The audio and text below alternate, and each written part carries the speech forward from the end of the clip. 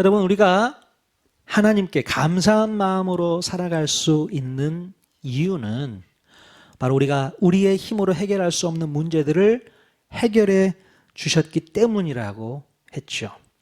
우리가 이 땅에서 태어나면서부터 떠안게 되는 비참한 삶의 문제가 무엇이었습니까? 두 가지 말씀드렸잖아요, 지난주에. 무엇과 무엇이었습니까? 죄와 사망, 죄와 죽음. 자, 이 문제죠. 어느 누구도 이 죄와 죽음의 문제에서 자유로울 수 있는 사람은 아무도 없습니다. 죄 때문에 고통받는 삶을 살아야 하고 죽음 때문에 두려움 속에서 살아야 되는 것이죠. 그러나 예수 그리스도의 십자가 공로로 이 문제가 완전히 해결되었음을 믿을 수 있기를 바랍니다. 예수 그리스도의 십자가 공로를 믿는 사람들은 죄로부터 자유로울 수 있게 되고 또 죽음의 공포에서 해방될 수 있기 때문에 그렇습니다. 물론 우리가 죄로부터 자유롭다는 것은 죄를 짓지 않는다는 말이 아닙니다. 죄로부터 자유롭다고 말하는 것은요, 바로 아담 때로부터 전가되어 내려왔던 그 죄의 짐을 벗을 수 있게 되었다라는 말입니다. 즉 죄의 형벌을 피할 수 있게 되었다는 말이고, 또한 이제부터는 죄를 멀리하고 거룩한 삶을 살려고 하기 때문에 죄가 만들어내는 고통과 아픔과 절망 속에서 해방될 수 있다는 말이죠. 그러니 죄가 뭔지도 모르고 살던 삶과는 완전히 다른 삶을 살 수 있게 되는 것입니다. 예. 예수님을 믿으면 죄로부터 해방될 수 있는 거예요. 그러나 예수를 알지 못하면 그 죄로 인해서 발목을 잡히고 그 죄 때문에 힘들고 고통스러운 나날을 살 수밖에 없습니다. 지난주에 인천에서 끔찍한 사건이 있었습니다. 30대 여성이 어머니의 사망보험금으로 빚을 갚기 위해서 어머니를 살해하는 일이 있었어요. 오랫동안 시간을 가지고 자동차 부동액을 먹여서 어머니를 살해했습니다.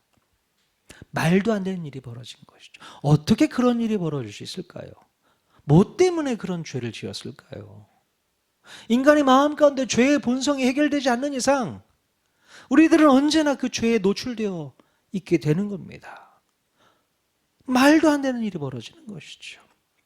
자기의 빚을 해결하기 위해서. 그 빚도 어떤 빚이었겠습니까? 말도 안 되는 빚을 지었겠죠. 어머니의 사망보험금 타서 그거 갚아 나면 행복할까요? 안타까운 일입니다. 여러분, 이렇게 죄를 해결하지 않으면 우리의 가정, 우리의 인생, 우리의 삶은 완전히 망가지는 인생밖에 될 수 없습니다. 또한 죽음의 문제를 해결할 수 있다는 것은 우리가 죽지 않게 된다는 말이 절대 아닙니다. 당연히 인간의 육신은 늙거나 병들거나 사고가 나면 죽음을 맞이할 수 있게 돼요. 그러나 죽음 이후에 있을 영원한 삶을 보장받을 수 있게 되어서 죽음이 두렵지 않은 겁니다. 그게 중요한 것이죠. 우리가 지금 당장 죽어도 천국에 대한 소망이 있기 때문에 죽음이 무섭기보다는 오히려 천국에 대한 갈망으로 삶에 연연하지 않게 된다는 거예요. 예. 그러니 이 모든 문제가 해결되었다면 감사가 나올 수밖에 없는 것이죠. 하나님 감사합니다. 죄 문제 해결해 주셔서 감사합니다. 사망의 문제, 죽음의 문제 해결해 주셔서 감사합니다. 그래서 하나님께 감사의 모습으로 나아가야 된다. 우리 지난주에 말씀드렸습니다. 그러나 여러분, 제가 제일로 안타깝게 생각하는 것이 있습니다. 바로 뭐냐면 교회를 다니고 신앙생활을 하고 있으면서도 죄와 죽음의 문제 때문에 고통받는 분들이 여전히 교회 안에 계신다는 사실입니다. 예수를 믿는 가정임에도 불구하고 여전히 죄가 만들어내는 고통과 아픔을 겪게 되고 죽음을 두려워해서 삶에 연연하고 집착하는 안타까운 삶을 사는 분들이 간혹 계세요. 예수를 믿는 삶이 진심으로 행복해야 되는데 내가 행복한 삶을 살고 있다고 자신 있게 말하지 못한다면 내가 정말로 죄와 죽음의 문제를 해결받았는지 스스로를 점검해 봐야 합니다. 이 문제를 해결받지도 못했는데 교회를 다닌다는 이유로 해결받은 척하면서 살아간다면 이것처럼 속상하고 안타까울 데가 없는 것이죠. 자, 그러면 우리가 이 문제를 분명히 해결받았는지 우리는 어떻게 할 수 있을까요? 여러분, 이 문제를 해결받으셨습니까? 어떻게 할 수 있습니까? 바로 우리가 이 땅에서의 삶을 어떻게 살아가고 있는가를 보면 알 수 있게 됩니다. 여러분, 어떻게 이 땅을 살아가고 있습니까? 특별히 우리는 애굽에서 총리로 살고 있는 요셉의 삶을 통해서 힌트를 얻을 수 있게 됩니다. 요셉은요, 그 대단한 애굽의 총리 자리에 있으면서도 재산을 불리지 않았어요.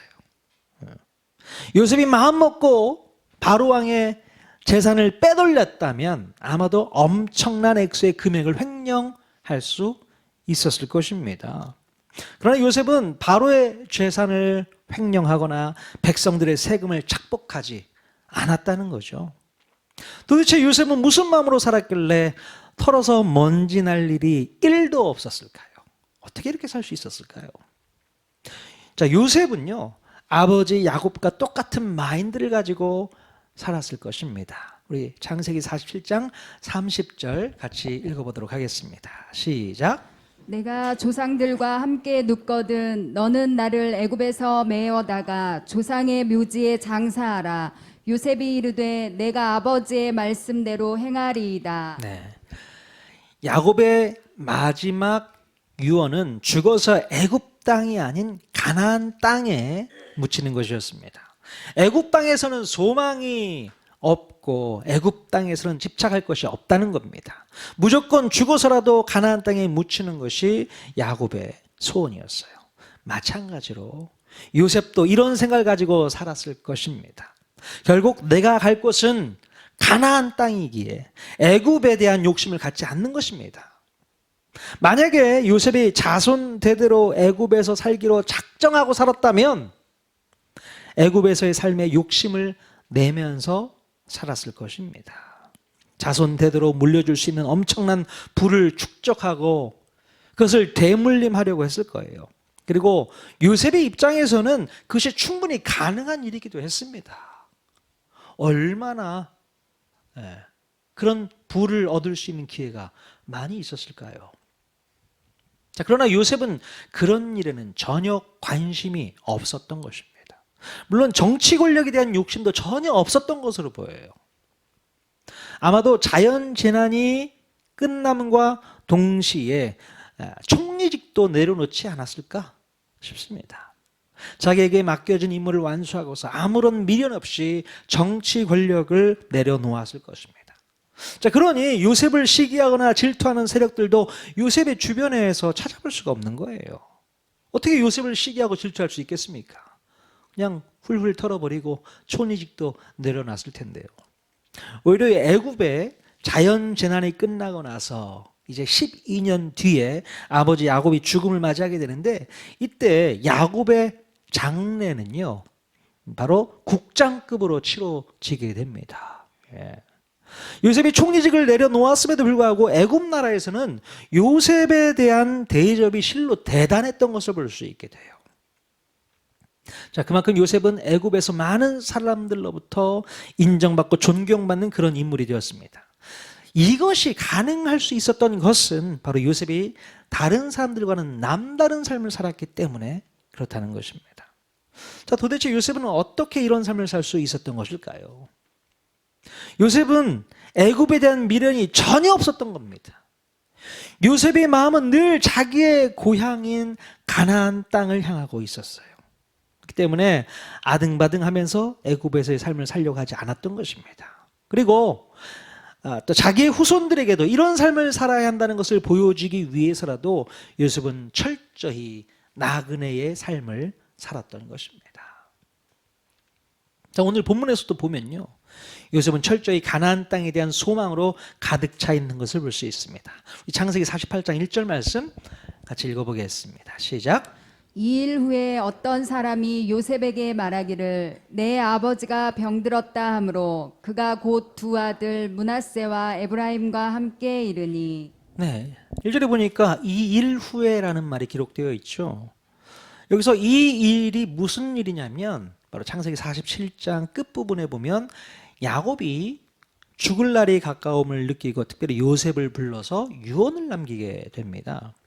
자, 그 일이 있은 후에 요셉이 두 아들 므낫세와 에브라임을 데리고 아버지를 병문안 오게 됩니다. 요셉이 두 아들들을 데리고 아버지를 찾은 이유는 무엇이었을까요? 단순히 아들들에게 할아버지의 축복 기도를 받도록 하기 위해서 데려온 것은 아니었다고 저는 생각을 합니다. 그때 당시 애굽에서 가장 많은 복을 받은 자녀들이 있다면 단연코 므낫세와 에브라임이 아닐까 싶습니다. 얼마나 많은 축복을 받았을까요? 자, 아버지 요셉의 주가가 하늘로 치솟았다면 덩달아 그 자녀들도 남부럽지 않은 삶을 살았을 거예요. 그런데 무슨 축복이 더 필요할까요? 자, 그런데 무슨 이유로 요셉은 두 아들들에게 축복 기도를 받게 했을까? 자기 아버지 야곱처럼 복에 대한 욕심이 있어서 그랬을까요? 아니면 어떻게 해서든 자기 자녀들이 남들보다 더 많은 복을 받아야 한다고 생각했기 때문에 요셉은 자녀에 대한 축복 기도에 더 욕심을 내고 아들들을 이끌고 왔을까요? 자, 그러나 절대로 그렇지 않다는 것을 우리가 깨달아야 됩니다. 우리가 요셉을 오해하지 말아야 돼요. 자, 그렇다면 왜 요셉은 자기 아들들을 데리고 할아버지 야곱을 찾은 것일까? 자, 그것은 바로 요셉이 먼 미래를 꿈꾸고 있었기 때문에 그렇습니다. 요셉은 앞으로 400여 년 뒤에 가나안 땅으로 돌아가게 될 것을 꿈꾸고 있는 겁니다. 본인 자신은 가나안 땅에 들어갈 수는 없지만 이제 400여 년이 지난 후에는 자기의 후손들은 가나안 땅에 대한 꿈을 꾸며 들어가기를 원했기 때문에 그렇다는 것이죠. 즉 요셉은 자기 후손들이 가나안 땅에 대한 꿈을 꿀 수 있도록 하기 위해서 분명한 장치가 필요하다고 생각을 했던 것입니다. 자, 그렇다면 여러분, 지금 여기서 요셉이 매우 심각하게 고민하는 문제는 무엇이었을까요? 뭘까요? 자, 그것은 바로 두 아들의 출신 성분에 대해서 고민해 왔다는 겁니다. 자, 요셉의 아내 누구였습니까? 누구였죠? 애굽의 제사장의 딸 아스나지였습니다. 그러니까 이방 여인이었던 거예요.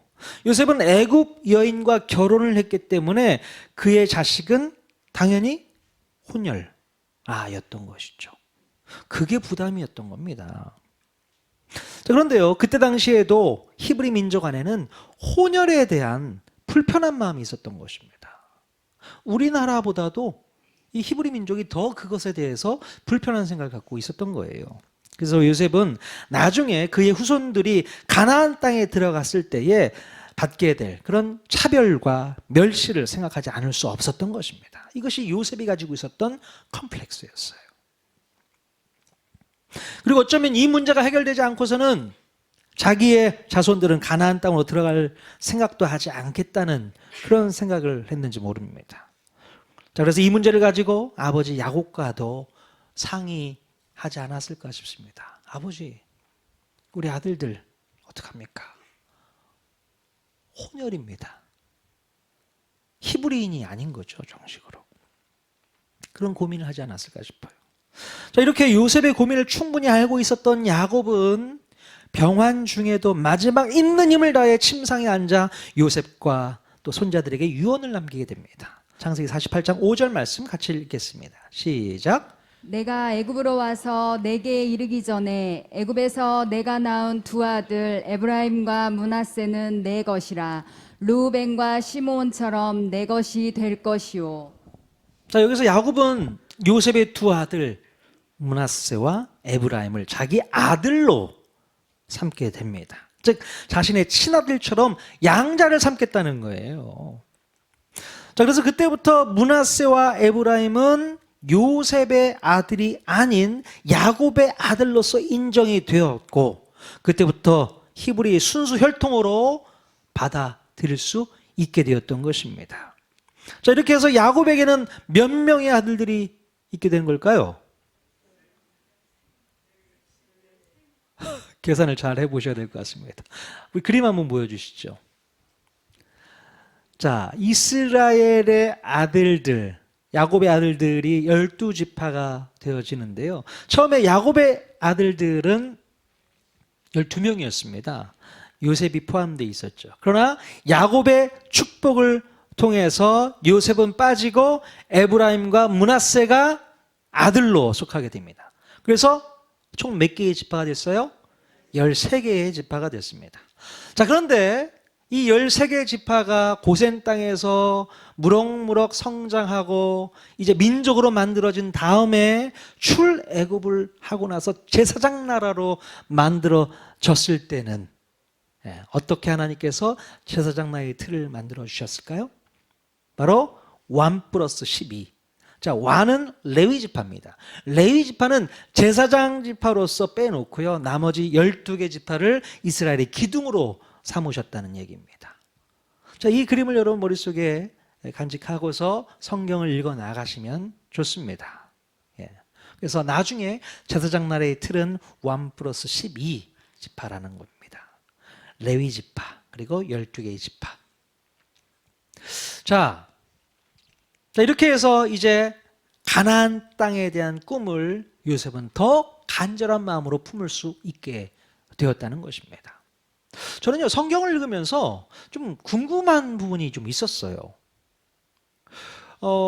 나중에 출애굽기에 가면 고센 땅에 살고 있었던 지파가 몇 개의 지파라고 했어요? 몇 개 지파죠? 13개 지파. 13개 지파잖아요. 그러면 요셉의 아들 므낫세와 에브라임은 어떻게 그 고센 땅에 있는 자기 형제들과 함께 흡수될 수 있었을까? 그런 고민을 해보게 됩니다. 요셉의 자식들은 얼마나 그 대단한 위치에 있었을까요? 그런데 그들의 자손들이 어떻게 나머지 형제들과 연합할 수 있었을까? 그런 고민이 되더라고요. 오늘 말씀을 읽으면서 하나님께서 저에게 그런 지혜를 주셨습니다. 아하, 요셉이 총리직을 내려놓고 형제들과 함께 고센 땅으로 내려왔겠다, 이런 생각을 해보게 되었어요. 그래야만 나중에 13개 지파가 출애굽할 수 있게 되지 않겠습니까? 만약 므낫세와 에브라임은 다르다라고 해서 딱 갈라지면 지파가 형성되지 않는 것이죠. 그리고 야곱의 축복으로 말미암아 두 아들들이 자기 아들로 입양이 되었으니 이제 그것이 가능한 것입니다. 그래서 아들들을 다 데리고 고산 땅에 와서 함께 삶을 영위하면서 시간들을 끌고 내려오지 않았을까? 이렇게 생각을 해보게 되는 겁니다. 저만 이런 궁금증을 갖고 있는 거겠죠? 예. 자, 혹시 여러분의 자녀들 가운데 남들에게 숨기고 싶은 핸디캡이 있는 자녀들이 혹 있을지 모르겠습니다. 야, 이것만큼은 남들이 몰랐으면 좋겠다.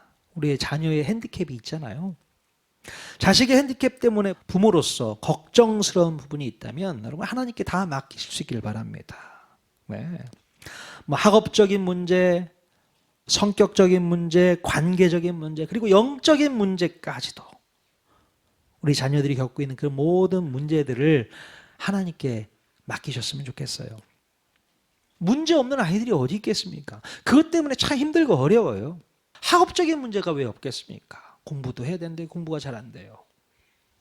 여러 가지 많은 문제, 특별히 우리 자식은 예수님을 못 믿고 있습니다. 안 믿고 있습니다. 영적인 문제까지도 다 포함되어 우리 마음 가운데 걱정을 주고 있습니다.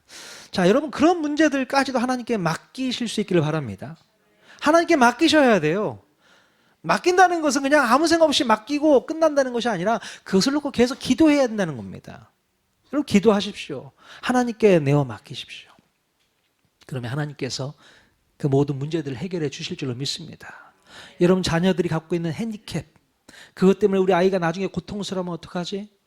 괴로워하면 어떡하지? 아파하면 어떡하지? 상처받으면 어떡하지? 걱정하지 마십시오. 하나님께서 그 문제 해결해 주실 줄로 믿습니다. 네.